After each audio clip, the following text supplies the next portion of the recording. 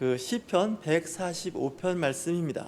우리의 기도를 들으시는 하나님, 또 우리의 진실한 간구에 귀를 기울이시는 하나님, 하나님께서는 인류를 창조하시고 복 주시기를 원하십니다. 어떻게 하면 저 백성들이, 하나님의 백성들이 잘 되게 할 수 있을까? 노심초사하시는 분이 그분이라고 저는 생각을 합니다. 그런데 죄가 하나님 사이를 이제 가로막아서 하나님 앞에 나아가는 여러 가지 일에 장애를 갖게 되는데, 특별히 거기에는 사단이 역사를 할 때가 있습니다. 어둠의 영이 역사할 때는 참 어려워집니다. 하나님과의 관계를 이간했던 그 마귀는 에덴 동산에 있던 사단입니다. 그래서 하나님의 말씀을 항상 왜곡했고 하나님의 뜻을 변질시켰던 그런 자가 바로 어둠의 세력, 악한 세력이었습니다. 그럴 때 우리에게 그래도 기회를 주셨다면 하나님께 기도할 수 있는, 하나님을 찾을 수 있는 마음, 그 기회를 우리에게 허락하셨습니다. 하나님 보실 때는 긍휼한 겁니다. 왜냐하면 저 인간들은 천사만 못하기 때문에 영분별도 없을 뿐만 아니라 육체를 갖고 있으니 항상 배고프고 춥고 덥고 불안정한 상태에 있으면서 또한 질병에 시달릴 수밖에 없기 때문에 하나님은 인간을 좀 더 관심 있게 보기 시작했습니다. 하나님은 천사를 돌보시는 분이 아니라 하나님의 백성들을 돌보고 있는 겁니다. 우리가 아침에 눈을 떠서 저녁에 잘 때까지 편안하고 즐겁고 넉넉한 마음으로 살기보다는 아침부터 왠지 불안하고 또한 낮 동안도 열심히 전쟁터 같은 삶을 사는 분들도 있고 날마다 치열하게 사시는 분들이 많이 있습니다. 특별히 주어진 미션을 잘 수행을 해야 되는데 이 일이 쉽지 않을 때마다 조급증, 강박증이 생기게 되는데, 직장 생활을 하거나 사업을 하거나 심지어는 집에서 무의도식하고 생활을 할지라도 마음에 평화가 없습니다. 철이 들면서부터 그런 일들은 점점 더 가속화되는데, 하나님께서는 우리에게 말씀을 하십니다. 주를 앙망하고 또 주의 때를 따라서 그분이 주시는 것을 바라는 그런 삶, 그리고 또한 모든 지구상에 있는 모든 생물들이 필요한 것을 채워주시는 하나님, 이렇게 말씀을 하고 계십니다. 그래서 하나님께서 손을 펴사 모든 생물들의 손을 들어주신다라는 얘기는, 손을 펴신다는 것은 하나님이 특별히 손을 갖고 있는 건 아닙니다. 하지만 그분의 선한 영향력을 손으로 비유하고 있습니다. 그러니까 지구에 사는 사람뿐만 아니라 모든 생물들이 다 같이 살고 있는 거죠. 해양에는 해양 생물이 살고 있고요, 지상에는 또한 다양한 생물들이 살고 있는데, 하나님께서 그 생물들에게 생명을 주시고 또한 먹거리를 주시고 생활할 수 있는 환경을 우리에게 주심을 말씀하고 있습니다. 그리고 하나님이 하시는 그 모든 행위는 의로우시다는 겁니다. 하나님께서 하시는 건 가끔 하나님이 어떻게 이렇게 일을 하실 수 있나 하는데, 이 시편 145편 기자는 그렇지 않다는 겁니다. 하나님은 은혜로우시며 또한 의로우시다고 고백하고 있습니다. 그리고 하나님께서는 자기에게 간구하는 모든 자, 진실하게 간구하는 모든 자에게 가까이 하신다는 겁니다. 여러분들 기도하실 때 왜 내 기도에 응답이 없을까? 하나님께서 왜 나와 함께 하지 않을까? 이런 느낌을 갖고 계시다면 내가 하나님 앞에 좀 더 진리로 진실하게 가까이 가지 않았나 한번 생각을 해보시기 바랍니다. 성경은 여러 가지 면에서 다양한 경우를 설명하고 있습니다. 누가복음 12장과 마태복음 6장은 산상수훈입니다. 예수님께서 이런 말씀을 하십니다. 너희들은 무엇을 먹을까, 무엇을 마실까, 무엇을 입을까 걱정하지 말라고 말씀하십니다. 그런데 우리는 늘 무엇을 먹을까, 무엇을 마실까, 무엇을 입을까 염려하고 있습니다. 아마 하루 중에 이 세 가지는 늘 우리의 삶을 함께하는 그런 질문이 아닌가 하는 생각이 듭니다. 오늘도 교회 오는데 제가 양복을 이렇게 입는데 양복 바지와 이 상의가 왠지 색이 안 맞는다는 생각이 들었습니다. 그래서 제 딸 보고 그랬습니다. 상의하고 하의가 색이 좀 다른 것 같은데, 안 맞는 것 같은데? 딸이 그러는 거예요. 정말 안 맞아요. 그러는 거예요. 그래서 저 이런 생각을 했어요. 무엇을 입을까 염려하지 말고 어차피 영상으로 나가는 거나 사람을 상대할 때 상체가 주로 나오지 않겠습니까? 그러니까 뭐 바지야 모르게 중요한가? 그리고서 나왔습니다. 그럼에도 불구하고 늘 우리는 무엇을 입을까, 무엇을 먹을까, 마실까 염려를 합니다. 심지어는 카페에 가서도 앉으면 우리는 그런 생각을 하죠. 뭘 주문해서 마실까? 또 메뉴가 여러 개 있으니까 생각을 하지 않겠습니까? 근데 그거를 염려하는 수준은 아닙니다. 그냥 선택하는 취사 선택일 뿐이죠. 그러니까 여기서 이야기하는 것은 심각한 이야기일 수도 있습니다. 이제 선택을 할 수 있다는 건요, 뭐든지 마실 수 있고 뭐든지 먹을 수 있으니까 선택이 가능한 건데, 선택할 수 없을 때가 있습니다. 먹거리가 없는 겁니다. 마실 것이 없습니다. 그때는 이거 뭘 먹을 건가, 뭘 마실 건가 염려하게 됩니다. 또 옷도 마찬가지입니다. 근데 이 일들이 늘 삶 가운데 상당 부분을 차지합니다. 그러다 보니까 어떤 때 이 일 때문에 좀 피곤하고 힘들 때가 있다는 것이죠. 아마 여자들은 특히 더 할 겁니다. 외출을 할 때 옷을 몇 번 입었다 벗었다 하면서 자기가 좋아하는 옷을 선택을 할 텐데, 어떤 때는 그 여러 벌의 옷이 하나도 내 마음에 들지 않는 옷들이 있습니다. 심지어는 거울 앞에서 화장을 해도요, 왠지 화장이 부족한 것 같은 거예요. 아무리 열심히 잘한다 해도 왠지 어디 한 부분이 좀 부족한 것 같아서 지우고 다시 하고 지우고 다시 하는데, 이 일이 사실 시간이 많이 소모됩니다. 어떤 그 사람이 그런 얘기를 하더라고요. 연애할 때 남자와 여자와 남자가 만날 때는 밥값은 틀림없이 남자가 내야 된다는 거예요. 왜 그러냐면, 남자들은 그냥 대충 준비하고 나오는데 여자는 그 남친을 만나기 위해서 최소 2시간을 투자한다는 거예요. 화장도 해야 되고 옷도 그렇고요. 그렇기 때문에 그 시간을 대비 계산하면 그거에 관한 한 남자가 밥값하고 차값을 내야 된다는 거예요. 자, 설득력 있는 얘기예요. 왜냐하면 그만큼 공을 들이고 있다는 거죠. 이런 생각도 해봤어요. 그 화장을 잘하는 사람들의 경우는 보니까 평상시에 화장을 잘하는 사람은 잘합니다. 왜냐면 훈련이 돼 있어요. 익숙해져 있어요. 근데 안 하던 사람이 하면 정말 쉽지가 않습니다. 일단 피부 자체가 화장을 잘 안 받는 것 같기도 하고요. 이 테크닉이 잘 안 되는 거잖아요. 근데 우리의 인생도 마찬가지예요. 사실 좀 무책임한 말 같기도 해요. 먹을 거, 입을 거, 마실 걸 생각하지 않고 산다는 건요, 쉽지가 않아요. 특히 남편이 그런 일로부터 무책임하면요, 그 가정은 정말 어려워집니다. 생각해 보세요. 먹을 거, 마실 거, 입을 거를 충분히 준비해 놓지 않으면 힘들어집니다. 이제 가을 끝자락에서 초겨울, 어제가 입동이었는데 겨울 준비가 안 되신 분들은 이 겨울, 그래서 보통 이렇게 다큐멘터리를 보면 이 추운 지역에 사는 사람들은 겨울 준비를 잘하지 않으면 겨울에 둘 중에 하나라는 거예요. 굶어 죽든지 얼어 죽는다는 거예요. 굶어 죽고 얼어 죽는 거죠. 준비가 안 된 사람이에요. 그러다 보니까 세상 살면서 늘 우리는 무엇을 먹을까, 무엇을 마실까, 무엇을 입을까 염려할 수밖에 없습니다. 근데 예수님께서는 솔로몬의 비유를 들으시면서 저 들에 핀 백합화를 봐라. 솔로몬이 입은 옷으로도 저 들에 핀 백합화 꽃만 못했다고 말씀을 하시는데, 이럴 때마다 우리가 생각하는 건, 야, 예수님은 참 현실감이 없으시다. 왜 그거에 신경을 안 쓰셨을까? 이런 생각을 하게 됩니다.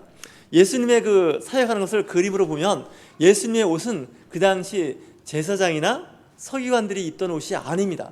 평범한 복장을 가지고 그분은 사역을 하신 것 같습니다. 근데 우리는 본질에서 벗어나서 어찌 보면 그다지 중요하지 않은 것에 시간을 많이 보내는 것이 우리의 삶이 아닌가 하는 생각이 듭니다. 예수님께서는 이런 것들은 모두 믿지 않는 사람들이 애써 구하는 것이라고 말씀하십니다.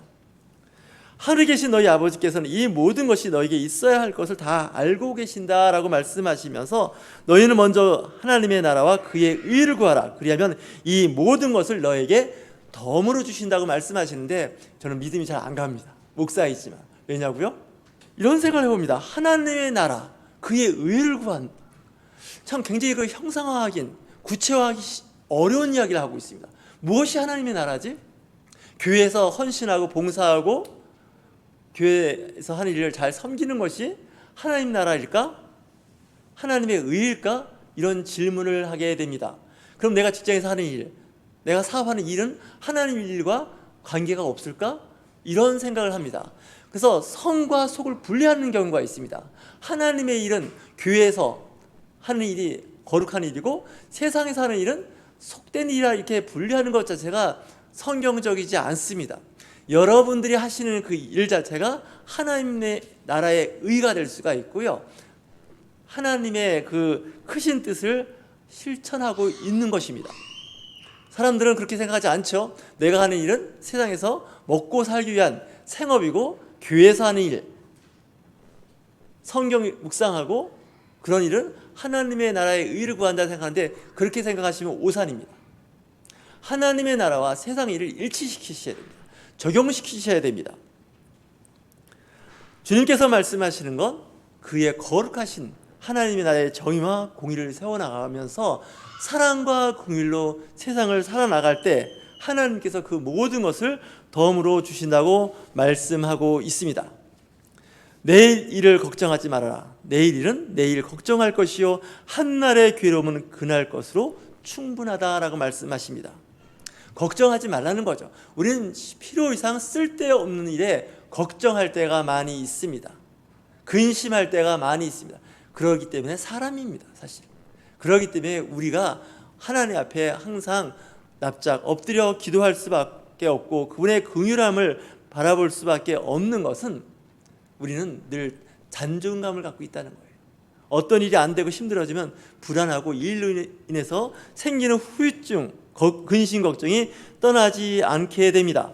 마태복음 6장 32절 전후의 말씀은 묵상하지 않으면 좋겠다, 이런 생각도 해봤습니다. 왜냐면 기도할 수 있는 마음을 다 사라지게 만들어버려요.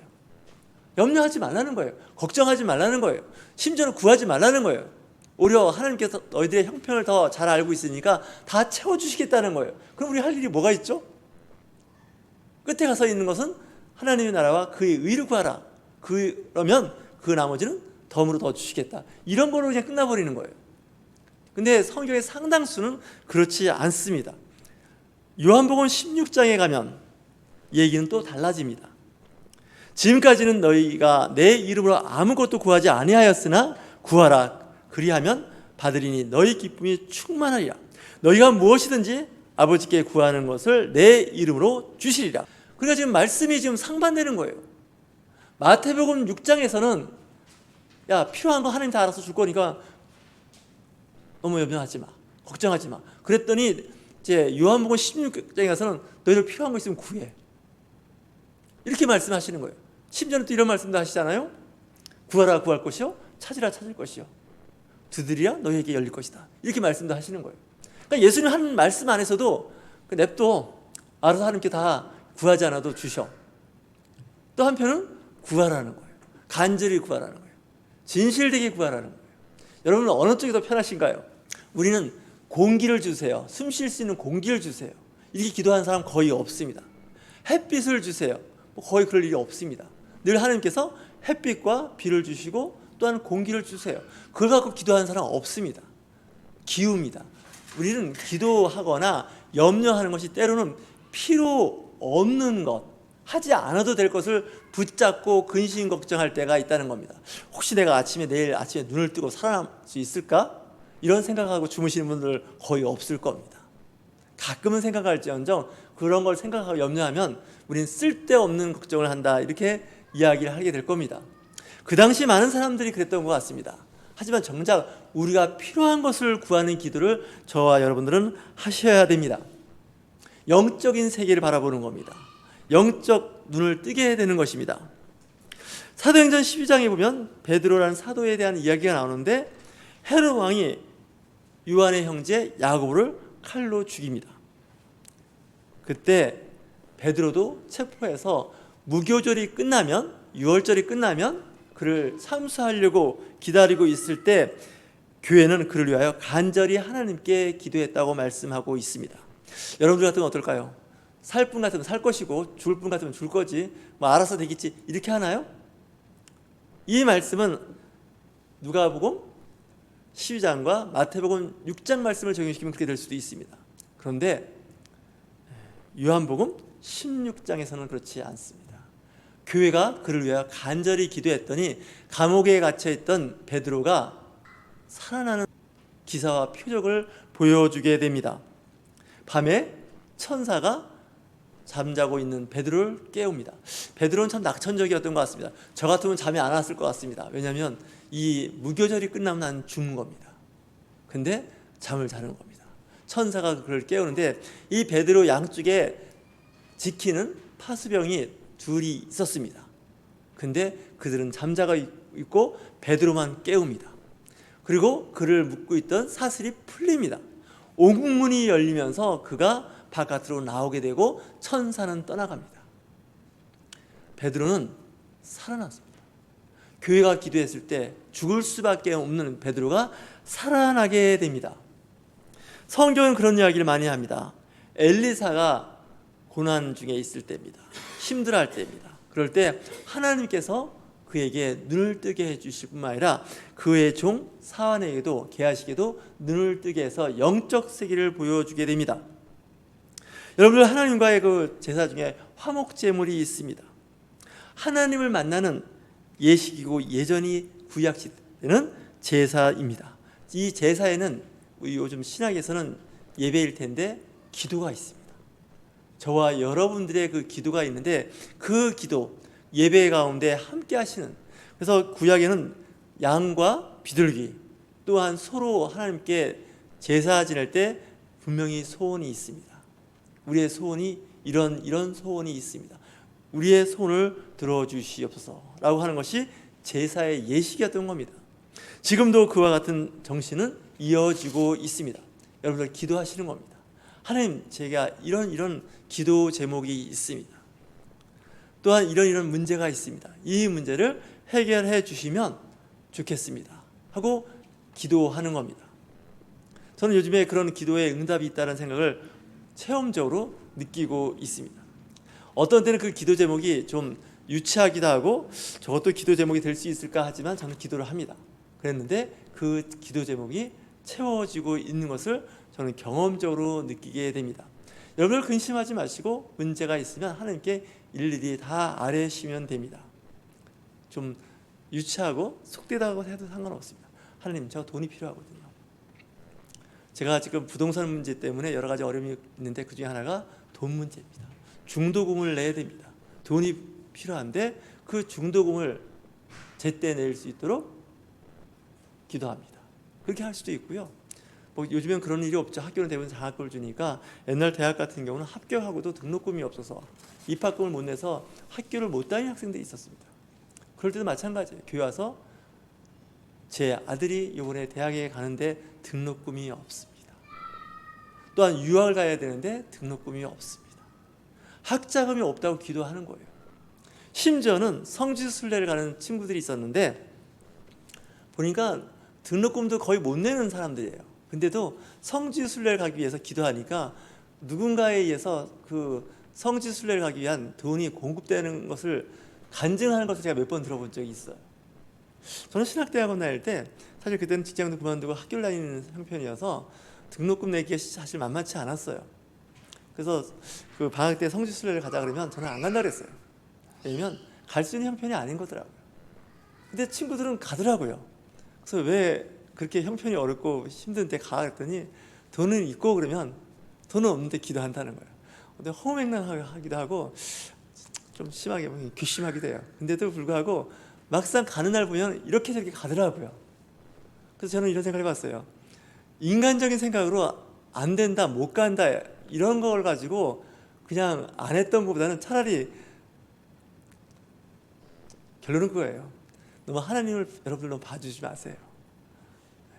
하나님은 좋으신 분이에요. 넉넉하신 분이에요. 아무런 희망도 없어요. 뭐 누가 줄 것 같지도 않고 더구나 뭐 등록금도 아니고 성지순례 가는데 그 돈을 어떻게 누구한테 달라 그래요. 안 가도 상관없는 건데. 근데 그걸 놓고서 기도하니까 응답이 되더라고요. 그분들을 보니까. 우리의 그 기도 제목도 마찬가지예요. 저는 학교 다닐 때 그런 기도를 했던 기억이 많이 나요. 저희 학교 다닐 때는 영어가 굉장히 중요했던 과목이었던 것 같아요. 지금도 마찬가지이겠죠? 영어를 잘하게 해달라고 기도를 했더니 정말 영어를 잘하게 되더라고요. 저는 응답이 있었어요. 그리고 좀 그 당시는 좀 어려웠고 힘들었지만 시간을 두고 보니까 제가 기도했던 것은 다 응답이 됐어요. 공부하고 싶은 것도 다 공부할 수가 있었고요. 또한 제가 그 위치에 그런 자리에 가고 싶었을 때 그 기도를 하니까 그 기도의 자리에 다 하나님께서 빈틈없이 채워주셨어요. 빈틈없이 제가 원했던 기도를 다 응답해 주셨던 것이죠. 결혼을 앞두고 있으면 결혼을 위해서 기도하는 거고요. 내가 직장을 구하기 위해서 직장을 또 부하는 기도를 하는 거예요. 입시가 있으면 입시를 위해서 기도하는 거죠. 또한 장막에 문제가 있으면 장막을 위해서 기도하는 거예요. 특별히 내가 어떠한 과목 때문에 성적이 안 오른다 하면 그 과목을 놓고 기도하는 거죠. 또한 대인관계에서 어려움이 있으면 그 대인관계의 사람을 놓고 기도하는 거죠. 시간이 지나면 그 응답은 꼭 이루어지게 됩니다. 여러분들 그 기도의 능력을 무시하지 마십시오. 기도는 시간이 걸릴 뿐이지 꼭 기도에 그 응답이 있다는 것입니다. 여러분들 잘 알고 있는 그 이야기가 있을 겁니다. 영국에 그 블러디 메리라고 해서 정말 많은 사람을 학대했고 죽음으로 몰고 간 그 메리 여왕이 있습니다. 그런 종교적인 문제 때문에 자기의 반대쪽에 있는 사람들을 숙청했던 사람입니다. 그랬는데 그 스코틀랜드에 존 낙스라고 하는 그 사람이 있었습니다. 이 사람은 종교 개혁자였고 그 당시에 그 신앙의 순수성을 유지하려고 몸부림쳤던 사람입니다. 그때 그 메리 여왕조차도 스코틀랜드의 모든 군사보다도 존 낙스 한 명의 기도가 더 무섭다는 간증을 합니다. 그 얘기는 뭐냐면 기도하는 한 사람이 기도 없는 한 민족보다 강하다고 말씀하고 있습니다.